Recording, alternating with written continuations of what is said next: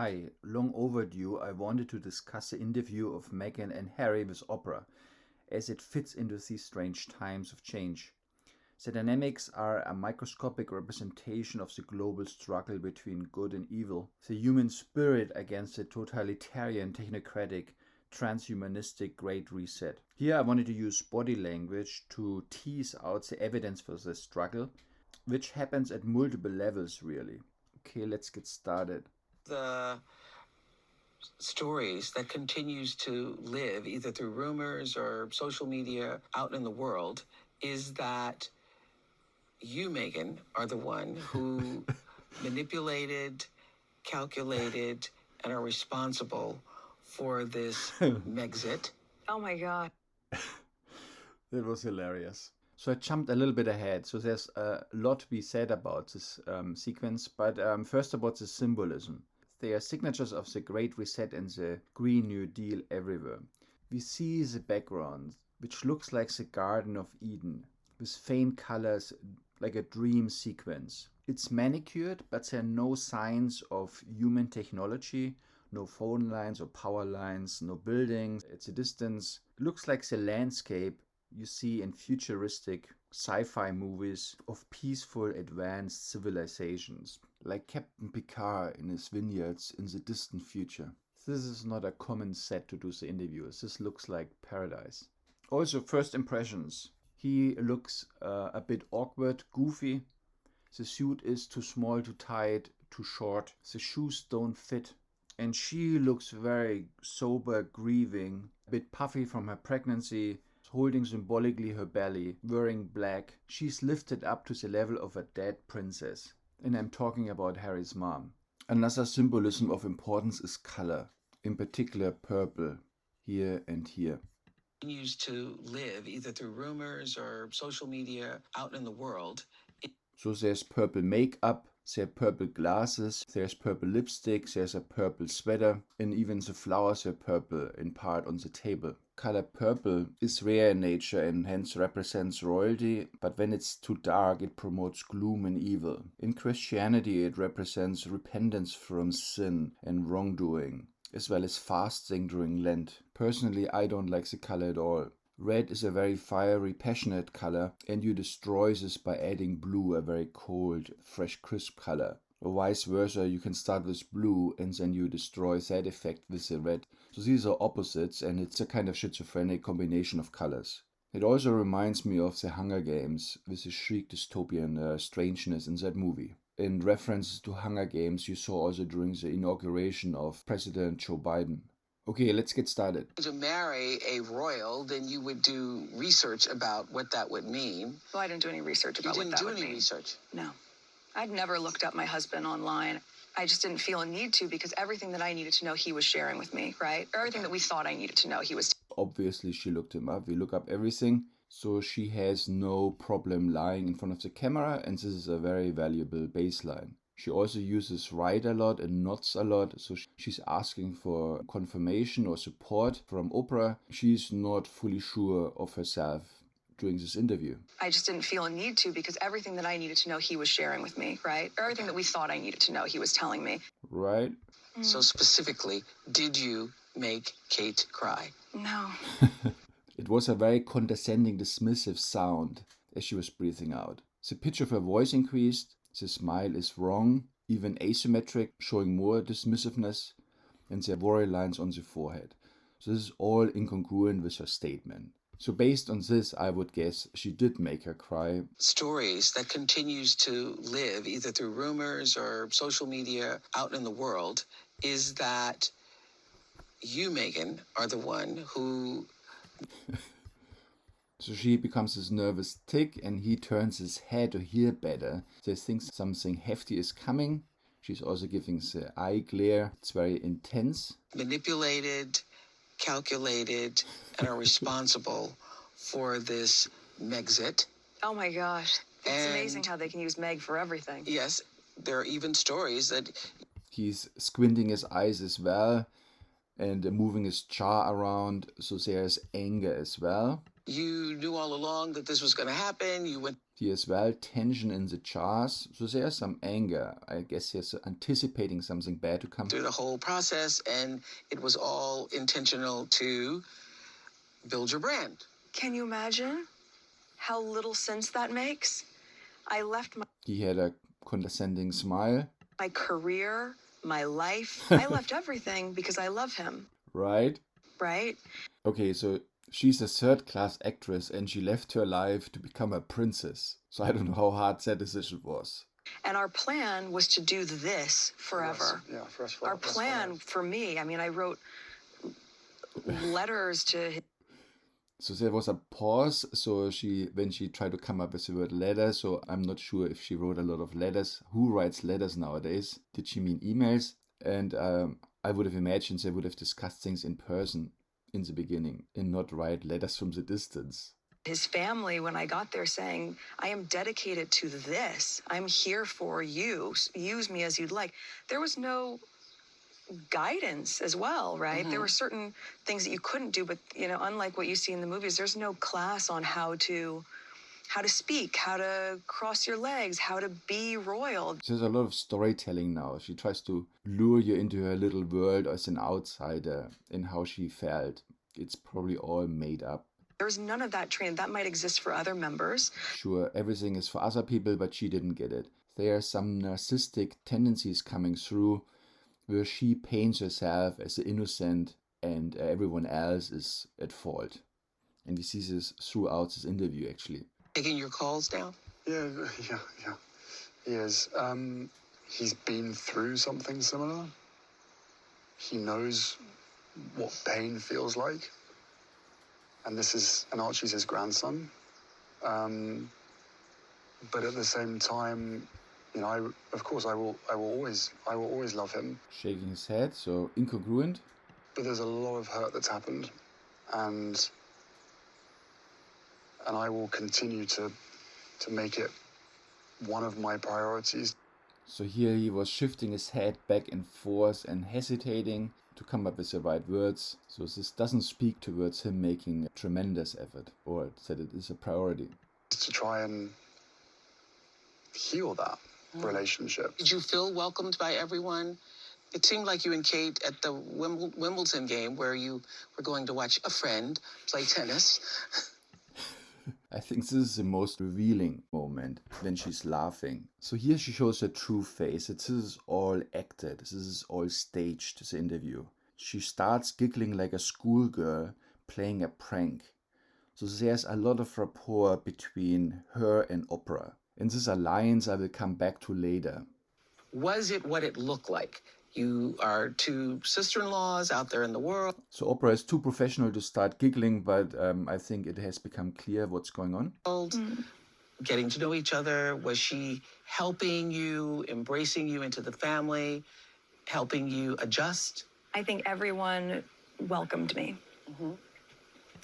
So Oprah, when she said adjust, she was nodding, she was reaching out with her hand, she's passing on the torch to Meghan. So she's really helping her and guiding her. And when Meghan answers, she also nods and replying with a similar behavior, but also again seeking her approval or support. So there's this very close relationship between the two. And the giggling all showed that they're actually at totally different terms when the camera is off. Also here it was filmed to show her naturally, but I think it showed her true nature. And when you say, was it what it looked like, my understanding. So here she was turning her head, she's trying to remember her storyline and pausing. In my experience of the past 4 years, it's nothing like what it looks like. That was rehearsed. She was trying to find her answer. It took her a while to find her line. Nothing is what it looks like. This can be interpreted in many different meanings. That of course also applies to Meghan and Oprah, so their conspiracy effectively. She is a gatekeeper of the truth, and she doesn't also explain what she means by it. So we have to trust her here, which of course we don't. It seemed like you and Kate at the Wimbledon game where you were going to watch a friend play tennis. So even she loses her line, she stutters a little bit. So So actually she started this breaking of protocol, which made then allowed Meghan to start a giggle. We're going to watch a friend play A friend. They're talking about some famous tennis player. tennis. Was it what it looked like? Oh my God. Here's a time to set the record straight. What was the tipping point that made you decide you had to leave? Yeah, I was desperate. I went to all the places which I thought I should go to ask for help. We both did, separately and together. So you left? They both seeked out the places to ask for help. So this is again a sign of narcissism. So they did everything right. They asked for all the help and they never got it. So the fault is all with the other people. This is their main line of defense. This is revealing, yeah. No, I think we've done. I'm really proud of us. He wanted to say we have done everything right. You know, I'm so proud of my wife. Like, she So doesn't get any cheesier. safely delivered and Archie fake. during a period of time which was so cruel and so mean. And every single day I was coming back from work Coming back from work. Anyway, and she turns her head and gives her the glare in support of his story. His bullshit story. So here's again the narcissism coming through. I'm proud of us. so mean. And every single day I was coming back from work from London, I was coming back to my wife crying while breastfeeding Archie. Meghan shared with us that there was a conversation with you about Archie's skin tone. What was that conversation? That conversation I'm never going to share. Okay, let's see if he shares it. But at the time it was awkward. I was a bit shocked. Can you tell us what the question was? Second attempt to get the question. No, I'm not comfortable sharing that. Again, no. But that was right at the beginning, right? Like, what will the baby look like? Yeah, what will the kids look like? Yeah, well, So then, after she prepared him twice, then she asks the question and he confirms. So, my God. what you've described here today, being trapped and not even being aware of it, and all the things that had transpired, and then she comes into your life, and then you're doing therapy. Do you think in some way... So we just saw his hand on top of hers. Before, sometimes she had the hand on top of his. So it can be interpreted as a sign of dominance, but it goes back and forth between the two. way she saved you? Yeah, without question, there was a bigger purpose. There was other forces at play, I think, throughout this whole process. I'm the last person to think, ooh, Yeah. you know, but it's undeniable when these things have happened, where the overlap is. So, yeah, she did, without question, she saved me. I would. So he didn't even finish his sentence and now she interrupts. So he said she saved him and she interrupts I mean, I think that's lovely. I would disagree. I think he and she disagrees. saved all of us, right? He ultimately called it and was like, we've got to find a way for us, for Archie. And you made a decision that certainly saved my life. So she immediately puts all the blame on him. So he is the one who did it. It's not her. And so she's a bigger narcissist in some sense than him. She pushed any responsibility from herself. She is really the one who wants to destruct the royal family, but she wants it to look like that he did it all. He is self-destructing the royal family. This was again very revealing. Also about the bigger picture. That if I didn't say it, that I would do it. And I just didn't want to be alive anymore. That's a very strong statement. I don't believe a word. And that was a very... So she's not blinking anymore, so she's staring at Oprah and she's nodding. She's trying to get her approval, her confirmation. It's almost like a question she's asking to Oprah. If it's okay what she's doing, what she's saying.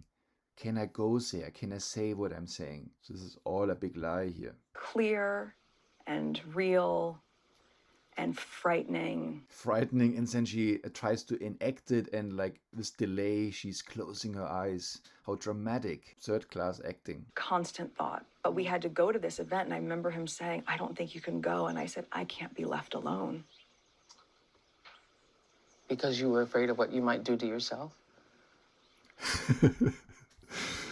Now she's trying to cry, but of course no tears. Nice act. I think it's always remarkable when a year later or two, or I don't know how many years later, people pretend it happened yesterday and they're all overwhelmed by emotions. In generally, I think it is like said, when you stand in front of a camera, you would freeze more naturally. You would become poker faced. You wouldn't let any feelings out. And letting it go after such a long time, it's ridiculous. It's very unnatural. If you zoom in, what I see is how tightly his knuckles are gripped around mine. You can see the whites of our knuckles. So here again, more supports it is just manipulation. She's telling all these details. She's telling us a story to lure us into her world of, I don't know, craziness, to manipulate our opinion. I don't think anyone would remember how their knuckles felt years later. It's too irrelevant. There were so many other things happening, and of course we don't see any of that in her face as well. There's no despair in her face. I'm sure she enjoyed herself immensely. Because we are smiling and doing our job, but we're both just trying to hold on. My father and my brother, they are trapped. So here was a dismissive sound again when he was breathing out. They don't get to leave. And there was a very asymmetric smile. The dismissive smile, the contempt, or the duping delight. That he told a lie and he thought he got away with it. So he all fabricated it. The rest of the family doesn't want to leave his brother or father. He just made it up. So they're all poor and helpless and trapped. So besides the storytelling and also narcissism which came out, and the revealing moment when Meghan and Oprah essentially giggled and showed their close relationship, their immense rapport, there's a lot of stuff happening at multiple levels. So first at a personal and family level, they effectively married their estranged or missing parents. He lost his mother, Princess Diana, who didn't fit in at all and was relentlessly pursued by the media. And now he married her. She clearly also doesn't fit in. First of all, she's mixed race, she's an actress, she's American, and she again is followed around by the media. And she married her father. He even looks like him. Her mom and her father didn't fit together, and now Meghan and Harry don't fit. So often when we have a personal problem having to do with our upbringings and our family of origin, we try to solve it on a much bigger scale by blasting it out into the universe and making a heroic battle out of it. So it is ultimately destined to fail. Okay, and the second higher level is a kind of revenge for his mother. He uses her to bring down the royal family. Maybe also in hope to save his own skin during the Great Awakening, which is a great reset of the people. But he seems to heroically fail, since he didn't outcast himself to live a simple ordinary life. Instead, he wants to have both. In particular, he also at the same time wants to keep his life of luxury and glamour. So all seems wrong and hypocritical. And I think that's why he lost any credibility and support by the media and the public. And third, at the highest level, there's a kind of conspiracy between Meghan and Oprah and all the other stars in Hollywood as part of the Great Reset to go after the old patriarchy, which is embodied by the royal family and in particular Prince Charles. The wrongdoings of his family are abundant, not even talking about historical sins. Prince Charles promotes the Great Reset and the Green New Deal. His grandmother just openly promoted the vaccine, and the same with his brother William to reduce the population. And his uncle, Prince Andrew, is a pedophile and had sex with underage girls. So different streams within the Great Reset fight for dominance and influence in the New World Order. And it's a fascinating battle at all levels. And he's thinking of doing good and getting clean, but he's so entangled in all of it that he ultimately fails. Bottom line, it's quite a sad story actually, because there's nothing genuine about anything here. Okay, I hope you liked my little analysis and talk to you next time. Bye.